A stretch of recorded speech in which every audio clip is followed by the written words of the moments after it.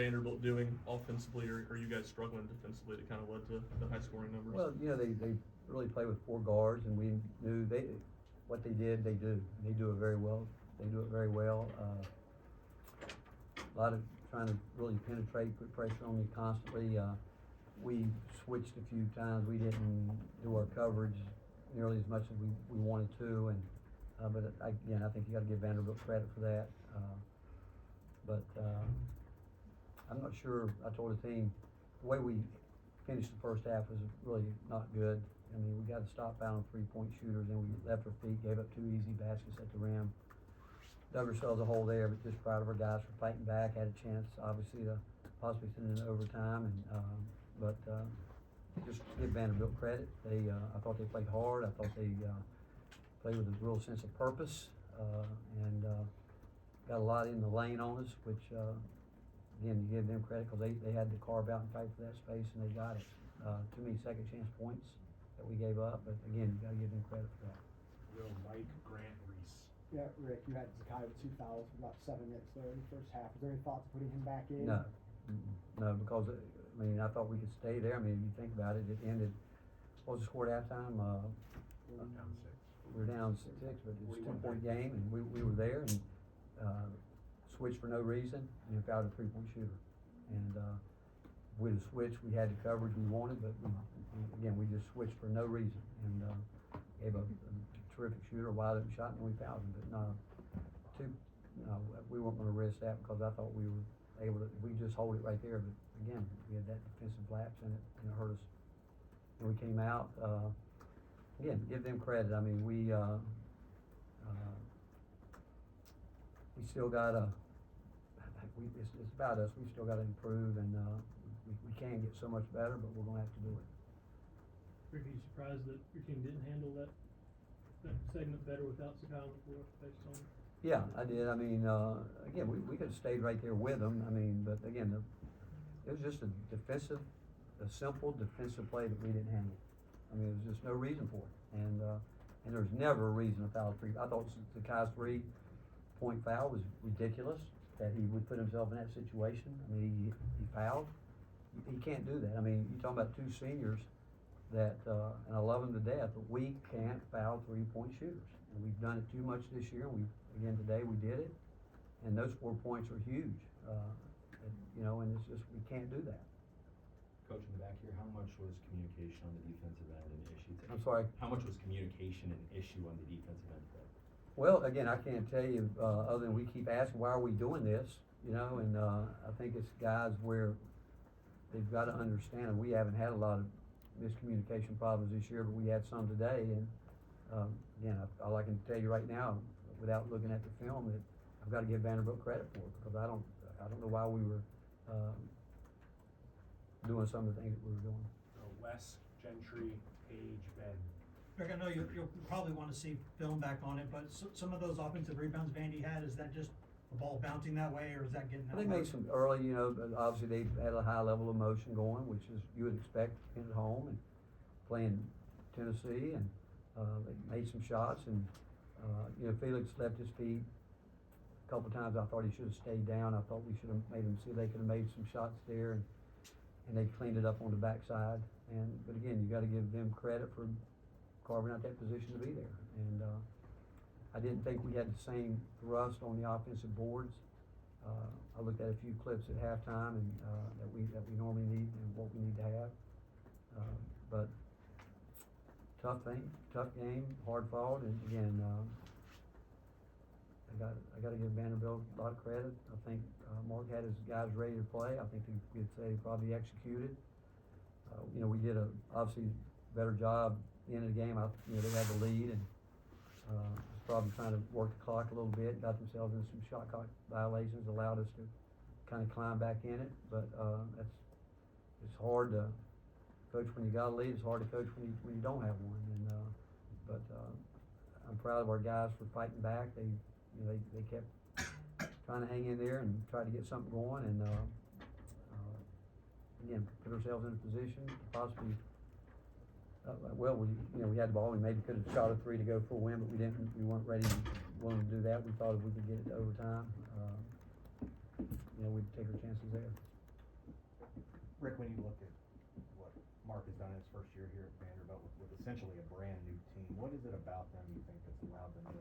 come together as quickly as they have. And Well, I'd give Mark and his staff a lot of credit for it. I'd also give the players a lot of credit for it, because we've seen it around the country where it hasn't worked. And, the fact that, if I were from the outside looking in, I would say what I would say about our guys. I think they knew what they were looking for. I think how he wants to play, and I think he's got guys to fit his system, how he wants to play, and he's got some high-level, portal guys, and have been in big games, and I think the thing he's done, he would probably tell you, he's got the system he wants to play with, that he's played with, and he got a group of guys that came in and bought into it. Vanderbilt cashed in on a number of turnovers by Tennessee. How frustrating though were the ones that came off of bad passes or loose balls?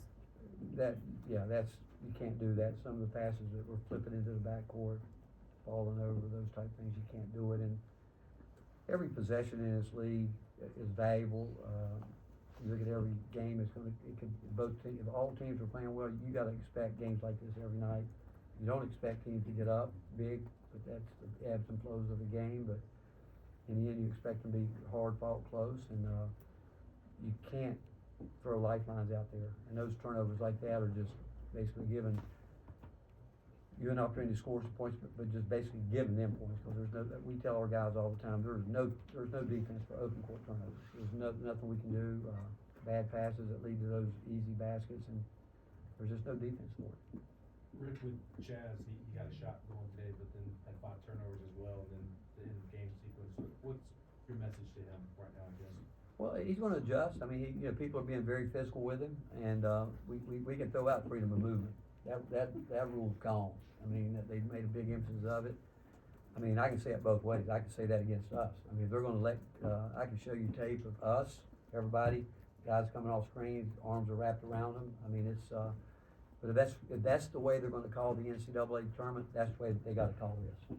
And we've always said, I've always believed when you get in the NCAA tournament from an official standpoint, they don't replay no calls normally. So they let go. And if that's the way it's gonna be, that's good. So we can all adjust to it, because what's really tough is when you're in a league where they're calling this and that, and I can tell you from experience, that tournament's called different, which I think is great. And if we're gonna do this now, we all have to adjust to it. And, but that rule is, we can forget that rule, because there's not a lot of movement out there on, and I'd say the same thing about the way we try to play defense. I get to everyone else who had their hand up, and then that's it. We're going middle, second row here, and then Jack. Cool. Speaking about Chaz, it was the only free throw that he missed all day. How tough is that for him, especially being a local guy? And is there any substitute for experience in a moment like that? No, I mean, this is all new for him. I mean, I go back, Chaz is such a great person. He's great. He's so unselfish. I hate it for him. Our team does, because he wants to win, but, imagine 4 years ago, man, he was averaging 2 points a game, then 4 last year. He had a good year. The next thing you know, he's one of the most sought after players in the country, and he picked Tennessee for all the right reasons, and, he's very humble, maybe not, selfish enough in some regards, because I could say, tell him, do more, be more aggressive, do this, do that, but he's learning to play at a whole different level. I mean, it's a whole different level. I mean, the physicality that he has seen to this point, he didn't get it ever, and it's not going to change. So he's going to have to keep learning how to deal with it, and it's going to be movement, speed, getting separation. But I do think his teammates are trying hard to get him open. Everybody was wanting to down him, and we've talked to him enough about what options he's got to get to, but he's just going to have to get to him quicker. Go to Jack, and then the remaining hands I saw, Ryan, Mike, Grant, Reese, and that's it. That 12-0 run out of halftime for Vanderbilt, how crucial was that to the flow of the game, and then what needs to change for Tennessee to not let that sort of run happen? Well, it's going to happen. I mean, they're a good team. I mean, we've had runs. I mean, we had a run like that the other night against Georgia. It's going to happen. I mean, it's basketball. And again, you give them credit for it. I mean, some of it could be their defense creating this or that. It could be us having a wide open shot, missing it. And they had a run out tonight where we had a great look. They contested, took off. Ball bounced the right way. I mean, it happens to all of us sometimes. But again, our guys fought back, kept grinding, and but didn't have enough at the end to get it done. What did you say to Chaz after that final 10 seconds? I mean, I just talked about us as a team, and again, I go back, the way we ended the first half is a big problem, and, you expect them to, I mean, I don't know what kind of game everybody else expected, we expected that, but the way we, again, and honestly, after the game, I talked to, Shaq and Z more about it, because they were the ones that fouled the 3-point shooter, and then obviously Bishop is a freshman, and got a taste of what it's like, and, but that to me was a huge part, but again, they got up, and we found a way to put ourselves back in position, and, just, again, came up short. Rick, it seems like this team's fouled 3-point shooters quite a bit in the season before, just today. Why is that happening for an older team like this? Too competitive, thinking they're gonna block a shot or stop everybody, thinking that they can, we're gonna literally keep people from getting a shot off, and you can't. You absolutely can't foul 3-point shooters, and you said it, it's been all year, it hasn't been just today, but by now, by the time you get to January, you gotta understand, you can't even put yourself close to that position, cause it's amazing. They'll call the least bit of contact on those, because they're protecting the shooter, because they feel he's airborne, he's coming down. But, I've got no problem with that rule. And so, I got a problem if you put yourself in a position that you're putting this referee in a tough position to make the call. I don't think they want to, but you gotta call the rules of the game. When there's very little contact, but if it's contact, it's contact. What did you not see from Stone to play more than he did tonight? Well, again, I thought early he had a chance to shoot the ball twice, he didn't, and, we've worked on it enough. I mean, he's good at that. We talk about not forcing shots, but when shots are there, they've gotta be taken. And, defensively, again, that's really what it was. We kept thinking that, we're trying to get some defensive guys, when we needed some defensive stops, and we, when Shaq's in the game, I thought he got himself in some tough situation at the end of the shot clock, but that's not always on him. That we gotta have cleaner possessions than that. And then you get down, then we think we gotta get some offense, so we try to go that way and maybe give up a little bit on the defensive end. We've gotta get, and I've told our team, we can play different lineups, but there's certain things that can never give. We can't give in on the defensive end regardless if we're playing with, say D-Stone and Igor. Can't give in there, guards, regardless, we can't give in with rebounding, offensively or defensively, and we had too much of that tonight. Last one from Reese. Coach, you talked about Felix jumping and trying to block shots. How does he balance the right decision to block a shot, but also not leaving the weak side? It's tough, because he's so good at it, he's really, has made an impact the last couple of games where he's really, we want him to block shots, but we talked to him about it, and it's hard. If it were easy, he would do it, but when the guy's coming, all I would say again, trying to keep, you try to keep teams from getting angles on you where they don't, get great looks at it, but he'll get better with it. What we're talking about is when the defenders between his man and the basket close, let that guy try to finish the play as of trying to come over and clean that one up. The angles, he's gotta come, obviously, but, again, Felix is getting better. He's put together a good string here where he's done a lot of good things for us. Thanks, Coach. All right, thank you guys. Well, Tennessee players